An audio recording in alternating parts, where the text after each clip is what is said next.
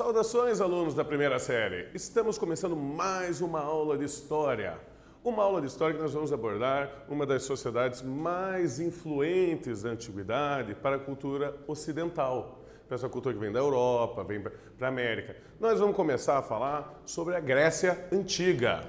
Então, qual é o objetivo da nossa aula de hoje? O objetivo de hoje é identificar a origem do mundo grego, como que começou essa civilização grega tão influente para os dias atuais, relacionando o povoamento da ilha de Creta com a primeira civilização aí dessa região, que é a civilização minoica. Então, gente, vamos aqui fazer a nossa revisãozinha. Segundo a divisão tradicional da história, você sabe dizer qual é o intervalo de tempo considerado história antiga? Vamos lembrar que na história a gente faz essa diferença de tempos, períodos mais ou menos constantes, e nesse período sempre marcado com algum acontecimento inicial, um marco histórico, e outro marco histórico como acontecimento final. Então a gente divide a pré-história em 3 períodos diferentes, que já foram abordados. Assim como a gente divide o período depois aí da história em 4 períodos: a Idade Antiga, a Média, a Idade Moderna e a Idade Contemporânea. Tá? Qual é o período que a gente considera a História Antiga? E você lembra qual é o período chamado Antiguidade Clássica? Bom, vamos responder aqui. A Idade Antiga é o período que se inicia com a descoberta da escrita. E aí, a gente divide a pré-história com a história. A Idade Antiga a partir do momento que nós temos a escrita, que acontece no fim do período Neolítico. E a queda do Império Romano no Ocidente, em 476 d.C. Então, tudo que está desde a descoberta da escrita até 476, a queda de Roma, a gente chama de Idade Antiga. E você lembra qual é o período chamado de Antiguidade Clássica? Mesmo dentro da Idade Antiga, nós temos algumas diferenças dentro desse período. O período da Antiguidade Clássica é o período que se destacam as civilizações greco-romanas. A Grécia Clássica e o Império Romano, a República Romana. Então, esse é o período que a gente chama de Antiguidade Clássica. Vamos aqui para um problema. Você sabe por quê? Toda vez que tem as Olimpíadas, essa grande união esportista que eles fazem, você sabe por quê? Sempre terminam com uma prova que é uma corrida de 42,195 quilômetros, que tem o nome de maratona. Essa é sempre a última prova das Olimpíadas. É uma tradição olímpica encerrar com essa prova. Por que essa prova se chama maratona e por que ela tem 42,195 quilômetros exatamente? Bom, as Olimpíadas eram um grande evento que ocorria na Grécia. A cada 4 anos eles se uniam, era decretado paz em todas as guerras, e eles se uniam na cidade de Olímpia, por isso o nome Olimpíada. E eles faziam isso como uma forma de homenagear o pai de todos os deuses deles, Zeus. Tá? Procurando incentivar esse clima de harmonia, de solidariedade entre os povos, Pierre de Coubertin, o pai das Olimpíadas modernas, vai inventar esse modelo. Esse símbolo das Olimpíadas, dos Anéis Olímpicos, também é um símbolo de união dos povos. Era um período aí de harmonia e de homenagem às pessoas. Então, cada um apresenta os melhores atletas de seus países, para assim fazer uma competição amigável. É o chamado espírito olímpico. Tá? Aqui nós temos a Grécia Antiga. Esse é um mapa do mundo grego no século V a.C. O berço da Grécia Antiga, onde ela vai começar, é nessa ilha aqui, a maior ilha do mar Egeu, que é a ilha de Creta. Ali que nós vamos ter o berço da Grécia. Depois você vai ter a Grécia continental, que vai ser essa parte aqui dos Balcãs, e dali você tem várias colônias gregas que vão se espalhar por vários territórios, no Mar Negro e ao longo de todo o Mar Mediterrâneo, e também ali no sul da Itália.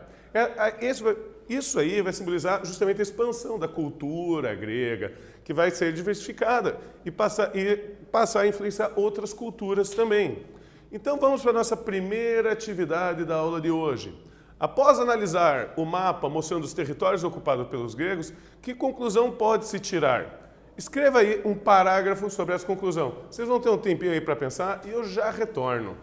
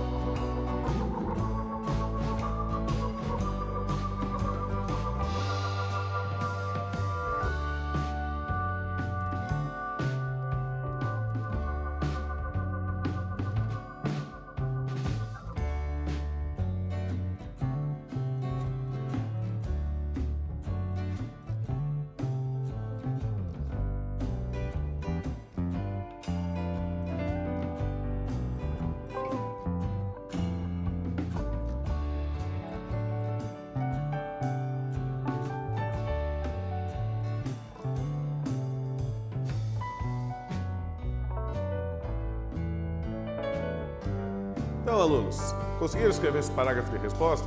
Eu tenho aqui uma sugestão de resposta para vocês. Vamos lembrar que o texto é livre, tá? Mas alguns aspectos é bem fácil de compreender através do mapa que a gente estudou. Então, minha sugestão, podemos perceber que por terem emigrado para vários territórios ao longo da costa do Mar Mediterrâneo, puderam disseminar sua cultura para vários outros povos. Então, por eles terem se espalhado pelo Mar Mediterrâneo, eles vão conseguir levar elementos da cultura deles para todos os lugares que eles vão. Suas crenças, seus costumes, seus hábitos. Então, assim você tem toda uma disseminação.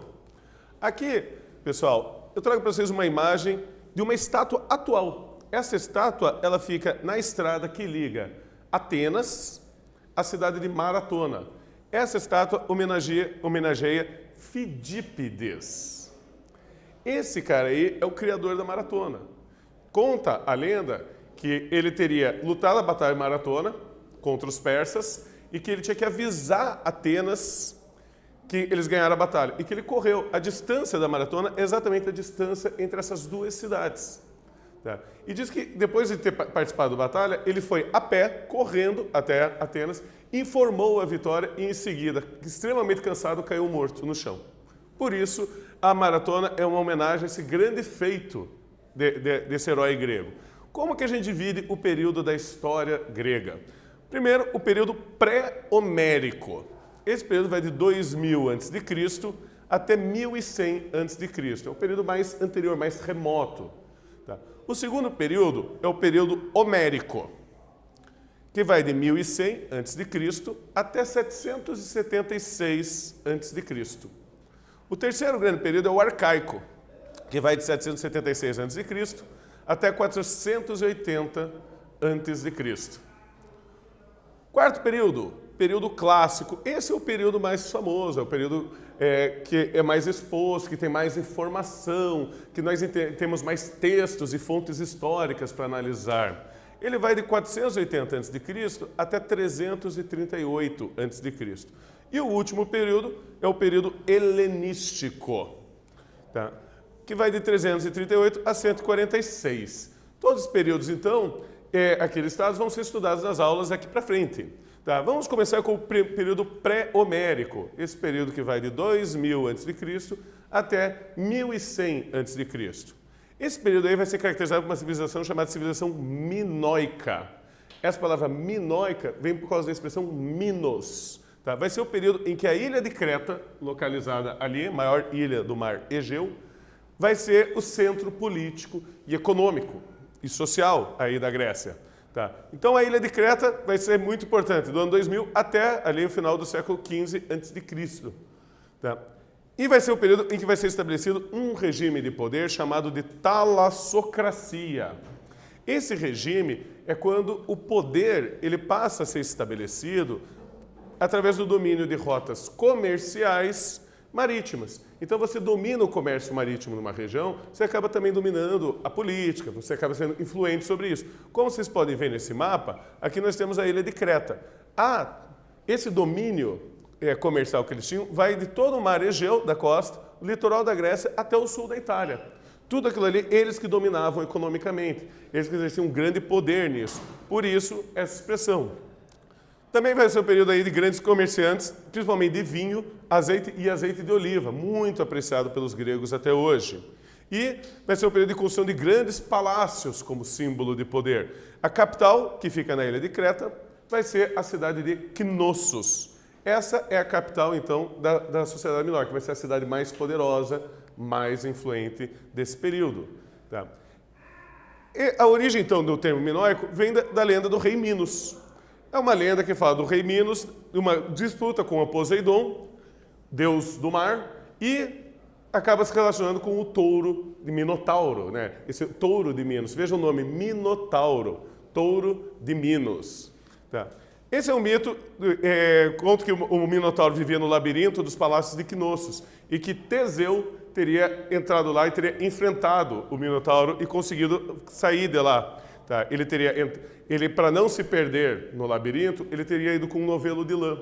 Então ele entrou no labirinto, matou o Minotauro e depois, para não se perder, ele só voltou seguindo o novelo de lã de volta. Então é um dos grandes mitos aí do período pré-homérico. Então vamos para a nossa segunda atividade da aula de hoje. A civilização minoica ficou conhecida pelo exercício de uma poderosa talassocracia. Como podemos definir o termo talassocracia? Faça uma pesquisa rápida na internet ou em um dicionário e faça aí um parágrafo de resposta. Como podemos definir essa talassocracia? Vocês vão ter um tempinho e eu já retorno.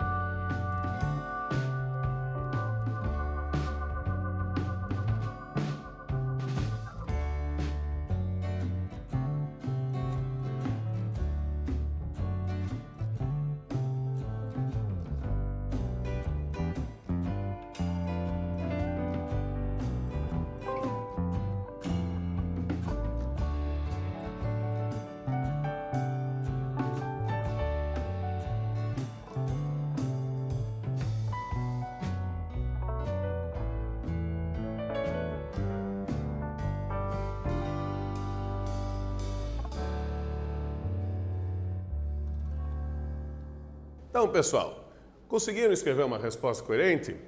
Aqui eu tenho uma sugestão para vocês. Segundo o dicionário Aulete, talassocracia pode ser definida como o poderio político e econômico de uma nação baseada no seu domínio das rotas comerciais de comércio marinho, aí, as rotas comerciais marítimas.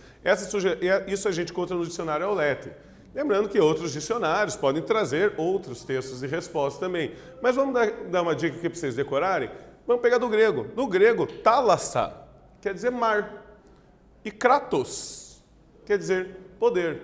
Então a talassocracia é o poder que vem do mar. Poder, então, que vem pelo seu domínio do mar. Mas o que aconteceu com a civilização minoica, que tinha esse grande poder que vinha do mar? Bom, ela desapareceu. Tá? Ninguém sabe direito por quê. Foi em torno do século XV a.C. Nós temos duas teorias principais. A primeira é que talvez tenha acontecido um grande desastre natural na ilha de Creta, como, por exemplo, um terremoto. E isso teria, então, destruído a estrutura de poder de Creta, que não consegue fazer. E a outra é a chegada de um novo povo invasor, os aqueus. Essas duas coisas aconteceram ao mesmo tempo.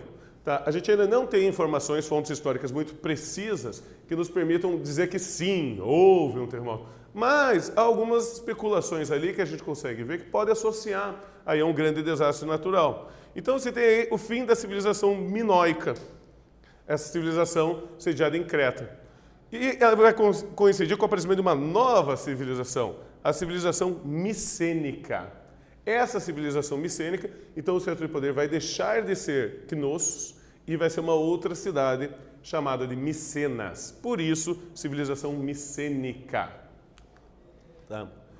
Esse novo povo invasor, os aqueus, eles vão invadir aí esse território e vão fundar, então, essa civilização micênica. E eles adaptam algumas coisas que já tinham da cultura, dos hábitos da civilização cretense, e eles vão também trazer parte da cultura deles.